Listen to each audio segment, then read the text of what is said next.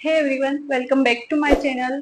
So in the last lecture we have discussed about the phylum Ctenophora and today we are going to discuss about the phylum Platyhelminthes. Okay, so we can begin with the general features here. सबसे पहले अगर हम बात करेंगे तो जो phylum प्लेटीहेल्मिंथस है इसके ऑर्गेनिजम्स को फ्लैटवर्म भी कहा जाता है। ये इंपॉर्टेंट क्वेश्चन है कि प्लेटफॉर्म किसे कहा जाता है, प्लेटीहेल्मिंथस को।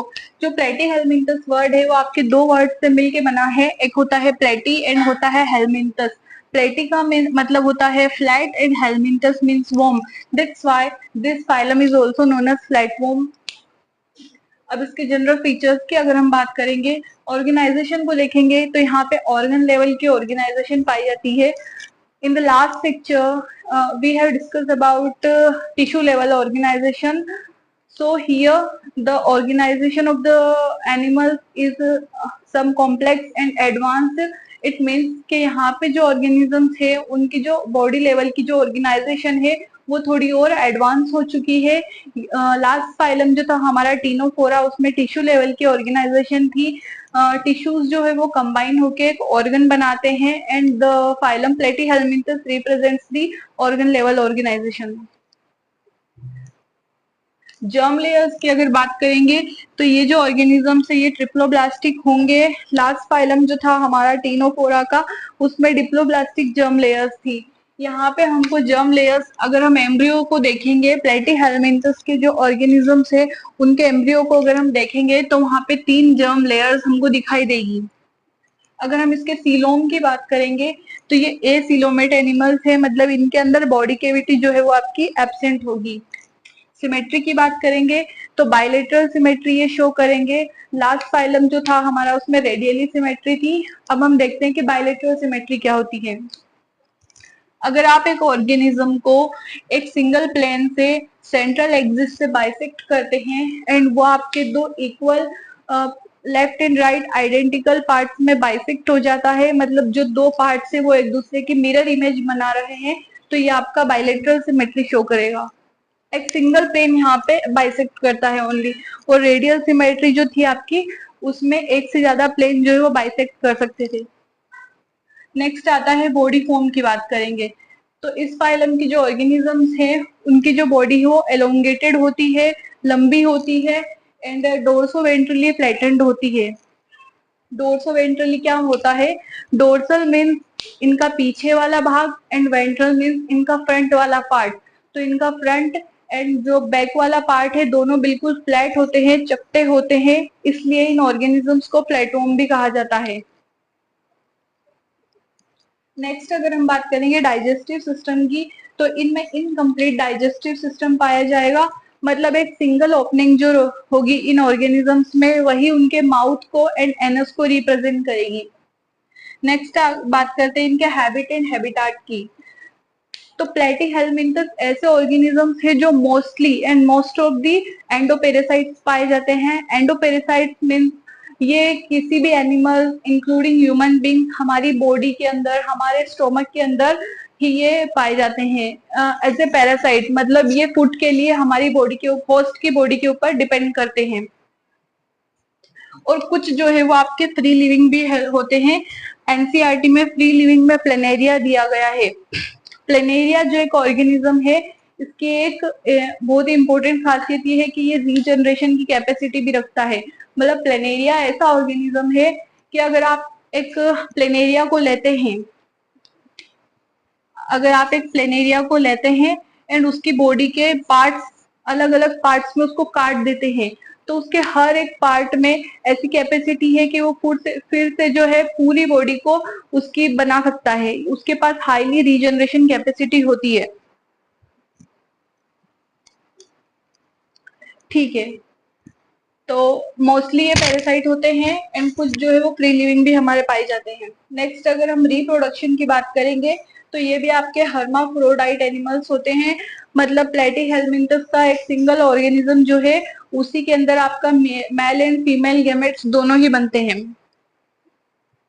अब आती है एक्सक्रीटरी ऑर्गन की, तो ये वन ऑफ द इम्पोर्टेंट, आप लोग इसको टिक लगा सकते हो, पीवाईक्यू में पूछा जाएगा नीट में कि फ्लेम सेल्स जो है वो कौन से फाइलम कौन से फाइलम या किस ऑर्गेनिज्म के एक्सक्रीटरी ऑर्गन को रिप्रेजेंट करता है?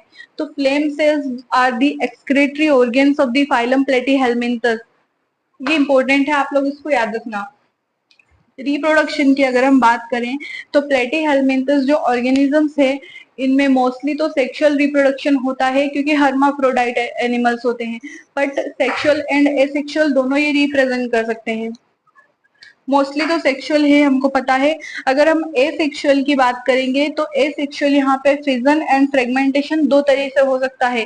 फिजन आपको पता है कि एक ऑर्गेनिज्म का दो पार्ट्स में दो ऑर्गेनिजम्स में डिवाइड हो जाना। इट मीन्स कि एक सेल जो है वो दो सेल्स में डिवाइड हो जाती है, वैसे ही एक ऑर्गेनिज्म जो है वो दो ऑर्गेनिजम्स में डिवाइड हो जाता है, उसी को कहते हैं फिजन। एंड फ्रेगमेंटेशन में क्या होता है, ये आपका एक ऑर्गेनिज्म है, ये आपका एक प्लेनेरिया है, आप लोग मान के चलो। अगर इस प्लेनेरिया को आप यहाँ से काटोगे, यहाँ से काटोगे, कहीं से भी काटोगे, तो इसके पास हाईली रीजनरेशन कैपेसिटी होती है। ये फिर से एक छोटे से पार्ट से पूरा का पूरा ऑर्गेनिज्म बना सकता है। तो आप लोग ये याद रखना, ये इंपॉर्टेंट है कि जो प्लेनेरिया है वो आपका हाईली रीजनरेशन कैपेसिटी रखता है।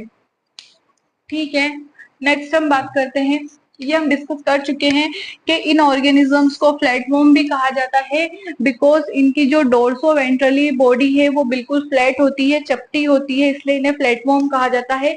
लाइक आप एक लीफ को ले सकते हैं, आप एक लीफ को लेंगे, उसका front part and back part दोनों के दोनों फ्लैट होते हैं, चपटे होते हैं, वैसे ये ऑर्गेनिजम्स भी बहुत ही पतले पतले होते हैं, बिल्कुल एक लीफ की तरह चपटे होते हैं। अब आती है, हम पहले डिस्कस कर चुके हैं कि ये मोस्टली एंडोपेरासाइट एनिमल्स होते हैं। हाँ, ये इंपॉर्टेंट है, हुक एंड सकर्स। आपके हुक एंड सकर्स जो है वो सिर्फ पैरासाइटिक फॉर्म में पाए जाएंगे। क्यों? ये एक ऑर्गेनिज्म है, मैंने यहाँ पे जो टैपवर्म है आपका, जो कि हम एनिमल्स एंड ह्यूमन बींग्स के स्टोमक में पाया जाता है टैपवर्म, इसका सिर्फ मैंने एक माउथ जो है उसको रिप्रेजेंट यहाँ पे किया है। ये तो इसका हुक हो गया, ये जो माउथ जैसा पार्ट है ये इसका जो इंटीरियर पार्ट है ये इसका हुक हो गया, एंड ये जो इस तरह से बने हुए हैं ये इसके सकर्स को रिप्रेजेंट कर रहे हैं, ये इसकी नेक हो गई। एंड देन यहाँ से ये जो पूरा ऑर्गेनिज्म इस तरह से बहुत ही लॉन्ग होता है, एलोंगेटेड बॉडी होती है, हम लोग देख चुके हैं। तो ये जो इसके हुक एंड सकर्स होते हैं ये इस ऑर्गेनिज्म को, इस पैरासाइट को हेल्प करते हैं हमारे इंटेस्टाइन में चिपके हुए रहे, मतलब सक करने में, अटैचमेंट में ये हेल्प करते हैं। Hook and circles are the parts of this parasites which help them in attachment in our body, in the host body. Okay, next देखते हैं फर्टिलाइजेशन की। तो इनमें फर्टिलाइजेशन जो है वो इंटरनल होता है, एंड अगर डेवलपमेंट की बात करेंगे तो यहाँ पे भी एक इम्पोर्टेंट चीज है कि जो प्लेटीहेलमिन्थस होते हैं आपके, इनमें डेवलपमेंट जो है वो बहुत सारी लार्वा स्टेजेस से होता है। एक सिंगल लार्वा स्टेज यहाँ नहीं आती है, बहुत सारी लार्वा स्टेज इसमें प्रेजेंट होती है। इट मीन्स यहाँ पे इनडायरेक्टली डेवलपमेंट होता है। एग्जाम्पल्स की अगर हम बात करेंगे तो examples are very very important. Example में पहला आता है आपका टीनिया जिसे कहते हैं टैपवर्म, सेकेंड आता है फेस्क्यूला, कहते हैं लीवर फ्लक, एंड थर्ड आता है प्लेनेरिया। एग्जाम्पल्स तो आपको हर फाइलम के याद करने हैं। स्टार्टिंग में आप लोगों को याद करने में प्रॉब्लम होगी, पर आप इस चैप्टर को 10-15 बार पढ़ेंगे, एग्जाम्पल्स को बार बार पढ़ेंगे, रिवाइज करेंगे, देन आपको ये एग्जाम्पल याद रह जाएंगे। और नीट में डायरेक्टली सिर्फ एग्जाम्पल से ही क्वेश्चंस यहाँ पे बनेंगे। तो होप मैंने तो अच्छे से एक्सप्लेन किया है, होप आप लोगों को लेक्चर पसंद आया होगा। मिलते हैं नेक्स्ट फाइलम में, थैंक यू।